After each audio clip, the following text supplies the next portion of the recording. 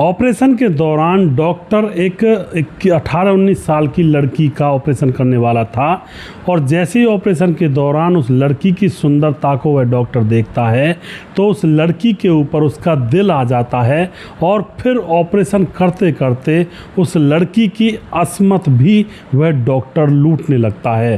तकरीबन 1.5 से 3 घंटे तक यह खेल खेला जाता है और उसके बाद यहाँ पर मामले का जब खुलासा होता है तो बहुत बड़ा बवाल मच जाता है। दोस्तों, यह कहानी जो मैं आप लोगों के सामने लेकर आया हूँ, आप लोगों ने इस कहानी के बारे में पिछले साल सुना भी होगा। जो हमारे यूपी के सीएम आदित्यनाथ योगी जी हैं, उन्होंने भी इस घटना के ऊपर बहुत बड़ा एक्शन लिया था। तो इस कहानी को थोड़ा सा मैं आपको बताना चाहता हूँ। वैसे तो बहुत छोटी कहानी है, मगर इससे कुछ सीख मिलेगी, उसके बारे में थोड़ा सा आप लोगों को अवगत कराना चाहूँगा। पहले पूरी कहानी बताऊँगा, उसके बाद यहाँ पर लूप होल क्या थे उनके बारे में बताऊँगा। नमस्कार, मैं हूँ सुदेश कुमार और तिरछी बात चैनल में आपका स्वागत है। यह घटना घटित होती है उत्तर प्रदेश के अंदर, लखनऊ के अंदर बीकोटी थाना पड़ता है। उस थाने के अंतर्गत नेहा नाम की लड़की जो कि 12वीं क्लास में पढ़ा करती है, उसके माता पिता हैं और 12वीं क्लास में पढ़ रही है। माँ बाप उसको पढ़ा रहे हैं, कहते हैं बेटी पढ़ लिख कर बड़ी कोई हस्ती बन जाएगी। और जो नेहा का सपना होता है वह भी यही कहती है माँ बाप से कि मम्मी पापा मैं पढ़ लिख कर सरकारी नौकरी लूँगी, उसके बाद शादी करूँगी। अब तो माँ बाप बड़े खुश हैं और नेहा देखने में बहुत ही खूबसूरत है, सुंदर है। माँ बाप कई बार ये भी बात करते हैं कि बेटी पढ़े या ना पढ़े, इसको तो बहुत ही अच्छे घराने से रिश्ता आ जाएगा और अच्छे से शादी कर देंगे। लेकिन बेटी की जब जिद है पढ़ने की तो उसको पढ़ लेने दिया जाए। अब क्या होता, बेटी पढ़ रही थी, 12वीं क्लास में एग्ज़ाम होने वाले थे, लेकिन उससे पहले या तो एग्ज़ाम की टेंशन लगा लो या फिर शरीर में कोई कमी लगा लो या फिर कोई भी ऐसा मैटर हो जाता है, उसको चलते चलते एकदम से मिर्गी के दौरे पड़ने लगे थे। बैठे बैठे दौरे पड़ जाते, चलते चलते दौरे पड़ जाते, पढ़ते पढ़ते, खाते पीते, बात करते करते, इस तरह की यहाँ पर परिस्थितियाँ बन जाती हैं। अब जब इतने दौरे बनने लगे थे तो कोई अड़ोसी पड़ोसी कहता है कि इसको भूत आने लगे हैं, सुंदर लड़की बहुत है, अभी कच्ची उम्र है और ऐसी उम्र में भूत प्रेत लग जाते हैं, कहीं इधर उधर खेतों में अकेली चली गई होगी। इस तरह की बहुत सारी बातें होती हैं। तो माँ बाप भी एक बार सोचते हैं कि ऐसा मामला तो नहीं है, मगर किसी रिश्तेदार ने माँ बाप को बताया कि इन बातों में मत आओ, लड़की के शरीर में कोई कमी मिलेगी और इसको डॉक्टर के पास ले जाओ। तो उसके बाद माँ बाप अपनी बेटी को डॉक्टर की दवाइयाँ भी दिलाते हैं, लेकिन अभी तक कोई आराम पड़ नहीं रहा था। फिर माँ बाप को पता चलता, परिवार के लोगों को, जब वे ज़्यादा परेशान हो जाते हैं कि इंदिरा बाग में तेजस हॉस्पिटल है और उस हॉस्पिटल के अंदर डॉक्टर विजय कुमार गिरी, यह इसी रोग के मिर्गी दौरे के स्पेशलिस्ट हैं, वहाँ पर दिखाओ तो तुम्हारी बेटी को आराम ज़रूर मिल जाएगा। बहुत सारे केस सुधरे हैं। तो उसके बाद माँ बाप अपनी बेटी को सीधा ले जाते हैं उस हॉस्पिटल के अंदर, इंदिरा बाग में तेजस हॉस्पिटल के अंदर। वहाँ जाकर डॉक्टर विजय कुमार गिरी को दिखाया जाता है और डॉक्टर जो विजय कुमार गिरी होता है वह चेकअप लिख देता है और फिर जब उसके ब्लड टेस्ट वगैरह सब चीज़ की खून की रिपोर्ट आती है तो डॉक्टर कहता है कोई दिक्कत नहीं है, ठीक हो जाएगी। इनकी TLC बढ़ी हुई है, उसकी वजह से कई बार यह ऐसा हो जाता है, माइंड का BP वगैरह बढ़ जाता है, लेकिन फ़ौरन ऑपरेशन करना होगा और ट्यूब डाला जाएगा और फिर दौरे नहीं आएंगे। वो ट्यूब कहाँ डाला जाएगा, क्या मैटर था, वो तो डॉक्टर जाने। इस तरह से वह इन लोगों से कहता है माँ बाप से, और तुरंत पैसों का इंतज़ाम करो। तो माँ बाप तुरंत ही कह देते हैं ठीक है जी, हमारी बेटी सही होनी चाहिए, पैसे का इंतज़ाम हम अपने आप कर देंगे। और फिर माँ बाप तुरंत 1-2 दिन में पैसे का इंतज़ाम करने के बाद जाकर पैसे जमा करवाते हैं और डॉक्टर से गुजारिश करते हैं कि डॉक्टर साहब ऐसा इलाज करना जो हमारी बेटी एक बार में ठीक हो जाए। डॉक्टर उनको सांत्वना देता है, कोई दिक्कत नहीं है, तुम्हारी बेटी ठीक हो जाएगी। और उसके बाद डॉक्टर अपनी टीम के साथ ऑपरेशन रूम में इस लड़की को ले जाता है। वहाँ पर ले जाने के बाद अब 3 घंटे गुजर जाते हैं। माँ बाप बाहर ऑपरेशन रूम के बाहर इंतज़ार कर रहे थे और भगवान से प्रार्थना कर रहे थे कि हमारी बेटी को कुछ ना हो और हमारी बेटी ठीक हो जाए। 3 घंटे के बाद यह doctor Vijay Kumar operation room से बाहर आता है और आकर के कहता है कि ऑपरेशन सक्सेसफुल, कोई दिक्कत नहीं है, काम हो गया है।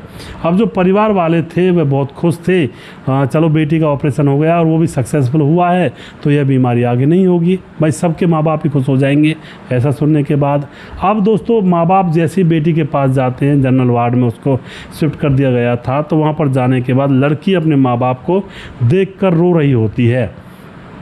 माँ बाप उससे पूछ रहे थे लेकिन वह बता नहीं पा रही थी क्योंकि अभी बेहोशी छाई हुई थी, कुछ ऐसा मामला था। तो उसके बाद घर वाले परेशान होकर के कि बेटी को शायद दर्द हो रहा होगा, प्राइवेट पार्ट में दर्द हो रहा था उसके में, जो अत्यंत निजी अंग होता है। अब वहाँ पर दुख हो रहा था तो वह डॉक्टर को बुला देते हैं। डॉक्टर उसी को बुलाया जाता है, विजय कुमार को। आते ही जब वह देखता है लड़की की हालत गंभीर है और लड़की डॉक्टर को देखते ही और ज़ोर से रोने लगती है, तो डॉक्टर अपने जो कंपाउंडर होते हैं उनसे उस लड़की को इंजेक्शन देने की कह करके वहाँ से चला जाता है। फिर लड़की फिर से नींद आ जाती है उसको, और डॉक्टर यही कहता है कि थोड़ी देर और आराम करेगी तो सही हो जाएगी। उसके बाद फिर 2 घंटे में लड़की को फिर से होश आता है और अब लड़की बोलने लगी थी। माँ बाप को अपने पास बिठाकर उनके सामने रो रो करके बताती है, बोलती है कि मम्मी पापा, ये जो डॉक्टर विजय है ना, इसने जब मुझे ऑपरेशन रूम में ले गया था तो वहाँ पर बाकी डॉक्टरों से कह दिया था इसने कि जाओ तुम दूसरे केस पर काम करो, मैं इसको अभी देखता हूँ, और बाकी डॉक्टर वहाँ से चले गए थे। उसके बाद डॉक्टर विजय ने उसकी असमत लूटी थी और वह बताती है कि मेरे साथ बहुत बुरा किया उस डॉक्टर ने, काफ़ी समय तक उसके बाद ऑपरेशन किया था। यह बात सुनते ही जो माँ बाप होते हैं क्रोध से पागल हो जाते हैं। आस पड़ोस के गांव के लोग इधर उधर के जिसको भी पता चलता वो वहाँ पर पहुँच जाते हैं और अस्पताल के अंदर तोड़ फोड़ की जाती है। इतने में पुलिस वहाँ पर बुलाई जाती है। पुलिस आती है तो लड़की का बयान लेती है। लड़की के बयान में लड़की बताती है कि जब मैं ऑपरेशन रूम में थी और जब मुझे बेहोशी की दवाई इस डॉक्टर ने दी थी तो उस टाइम वह अच्छे से बेहोश नहीं हो पाई थी, और उसके बाद वह जो डॉक्टर होता है वह उसके साथ कुकर्म करता है, गंदा काम करता है। और लड़की को सब कुछ पता था लेकिन विरोध नहीं कर पा रही थी क्योंकि हाथ पांव तो सुन्न हो गए थे लेकिन अभी आँखों से थोड़ा थोड़ा दिखाई दे रहा था। और ये सारा कुकर्म लड़की होते हुए देखती है। उसके बाद डॉक्टर बाकी टीम को बुलाता है और फिर एक और बार उसको बेहोशी की दवाई दे करके उसका ऑपरेशन किया जाता है। अब दोस्तों डॉक्टर विजय को पकड़ लिया जाता है और सख्ती से उससे पूछताछ की जाती है, तुमने ऐसा क्यों किया। तो डॉक्टर विजय भी एक ऐसा राज खोलता है।